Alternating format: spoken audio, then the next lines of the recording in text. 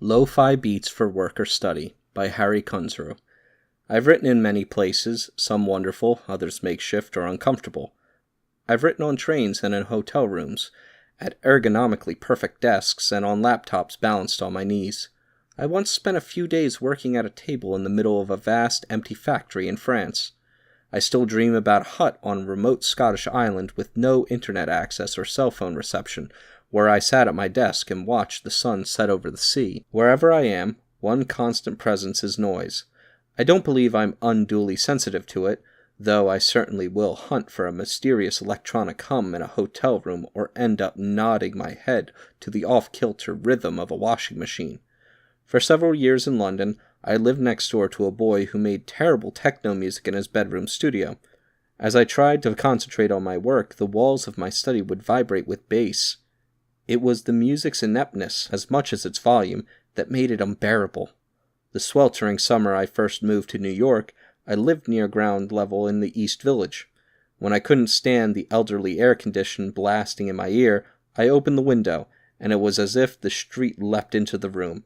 I was, it transpired, trying to work next to the only sittable stoop on a busy block. Day and night, people argued, broke up with their partners, made drug deals, howled at the moon. I might as well have dragged my desk out onto the sidewalk. At least it would have been cooler. Later, I moved out of that place and into a studio in Chelsea that I shared with my girlfriend, also a novelist, and for a while we wrote books at tables facing opposite directions in the tiny space. We were on the 7th floor, high enough that the traffic noise wasn't oppressive. At night, fire trucks would roar down 23rd Street, the sounds of their sirens ripping through the darkness. I think it took me 2 or 3 years to start sleeping well in New York, and I was lucky that I had research to do in the Mojave Desert, where the silence felt precious, almost magical. John Cage once visited an anechoic chamber at Harvard University, among the most quiet places in the world, designed for acoustics research. In that silent room I heard 2 sounds, one high and one low. He recounted in a lecture. Asking the engineer what they were, he told me that the high one was your nervous system in operation, the low one was your blood in circulation.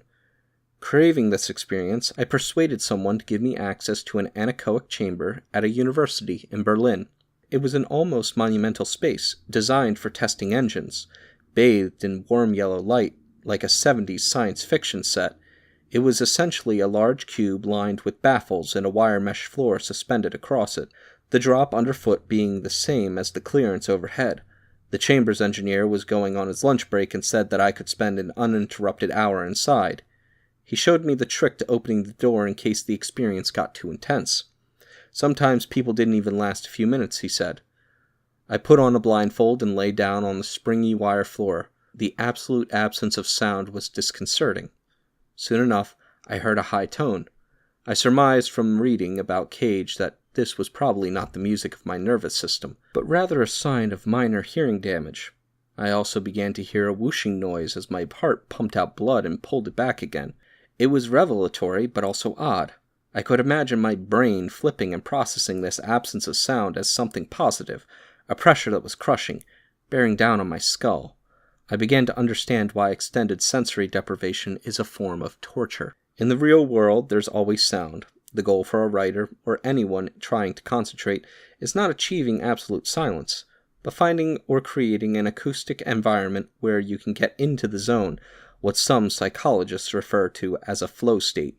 So I mute all notifications, I close the door, I indulge elaborate arson fantasies about the Mr. Softy truck as the mindless ice cream jingle pierces my sensorium like a toddler jabbing me with a popsicle stick. On days when my concentration falters, everyday neighborhood sounds can be enough to throw me off. People moving around, talking in the garden next door, a car alarm at the other end of the block. In a devil's bargain for the loss of tranquility, the modern world has offered us headphones. At the moment, hanging under my desk is a set of closed-back cans that are almost comically substantial, the sort of thing a pilot would wear. When I'm inside them, I'm sealed off, perhaps slightly more than I'd like. The question is what to play through them. What kind of sound will help me focus when I am scattered and distracted?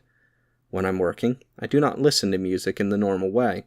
In order to find entertainment, or stimulation, Or at least, that's the theory. I cannot pretend that I do not occasionally put on a banger, but in general, I do not want my focus drawn to the sound. I need something that is stable enough to think inside, something that feels still, or at least continuous, something more like a space than a narrative. It must be present enough to substitute for the noise of the world, but not so insistent that it compels my attention. The term ambient music often conjures up unchallenging electronic washes. Who among us has not cracked jokes about whale song and massage therapists? I have bad memories of a period in the 90s when you could have a global hit by playing Georgian chant and some rainforest samples over a slow breakbeat. And the linear notes to Ambient 1 Music for Airports, the 1978 album that is usually the starting point for any discussion of these matters, Brian Eno draws an important distinction. Whereas conventional background music is produced by stripping away all sense of doubt and uncertainty, and thus all genuine interest from the music, ambient music retains these qualities. And whereas their intention is to brighten the environment by adding stimulus to it, thus supposedly alleviating the tedium of routine tasks and leveling out the natural ups and downs of the body rhythms, ambient music is intended to induce calm and a space to think. Ambient music must be able to accommodate many levels of listening attention without enforcing one in particular. It must be as ignorable as it is interesting. The idea of music that can accommodate multiple levels of attention without enforcing any one is the most precise definition I've found for the kind of music that helps me to work. As Eno said, it's less background music than it is multi-level music, something that creates a perimeter if that's what I want, but which doesn't suffer from requiring any sustained attention. I don't think of ambient music as a genre, except in the most vague way. It's not a particular set of sounds. It's more a practice of listening, of using music as a tool to induce a particular mental state. When it's functioning, the music recedes, leaving a space of thought. And though I'm not aware of it, I'm still listening. I have a high tolerance for repetition, but kitsch and banality quickly begin to force themselves to the front of my mind, clicking on a playlist titled Lo-Fi Beats to Relax/Study to bring me little relaxation or sense of studiousness. Since I am also a degenerate record collector, this suits me fine. The needs to find the perfect work music has inevitably become an excuse for extended flights of procrastination. My search has taken me from the ethnographic field recordings to New Age cassettes and contemporary electronic music. The idea of sound as space or perhaps architecture has threaded through all sorts of places and times. In 1917, Eric Satie wrote a chamber piece called Carrelage phonique, or phonic tilting, 4 bars of a simple figure played by strings and woodwind instruments intended to be repeated ad infinitum, as background for an event. In notes, he suggested a luncheon or a civil marriage. It was what we would now call a loop. One of a handful of similar pieces he referred to as musique d'ambullement, or furniture music. Throughout the 60s and 70s, Harry Bertoia, probably best known as a furniture designer, made resonant metal sound sculptures. In the 80s, Japanese brands commissioned talented contemporary composers to make background music for stores and offices. In 1988, musicians in Washington state calling themselves the Deep Listening Band descended into a vast abandoned cistern that had a natural 45-second reverb time. I have a record of one of the same musicians playing slow tunes on a trombone in a Gothic abbey. Of course, what I'm describing has a relation to a meditation or trance. There are various primal scenes for this kind of music. The Indian classical singer Pandit Pran Nath arrives in New York and teaches a generation of avant-gardists about the spiritual effects of the tempura drone. Brian Jones of the Rolling Stones visits the Berber village of Jaujuka in the Rif Mountains of Morocco, carrying a reel-to-reel tape recorder. Debussy arrives around the enclosure of a Javanese village at the International Expedition of 1889 in Paris, his mind expanded by the gamelan ensemble. The wide streak of hippie trail Orientalism in ambient music, all those sitars, is almost structural, a product of messy, unequal encounters between European modernism and the rest of the world. Yet, at their best, these meetings have been authentic and revelatory.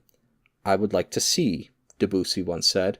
And I will succeed myself in producing music that is entirely free from motifs, or rather consisting of one continuous motif, which nothing interrupts and which never turns back on itself. The music that includes a state of concentration in me might well not work for you, or the person at the next table in the noisy coffee shop.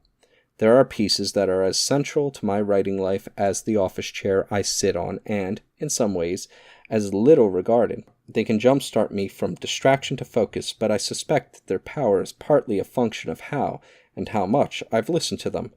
They have carved channels, reinforced neural pathways that allow me to access the mental space I want to occupy.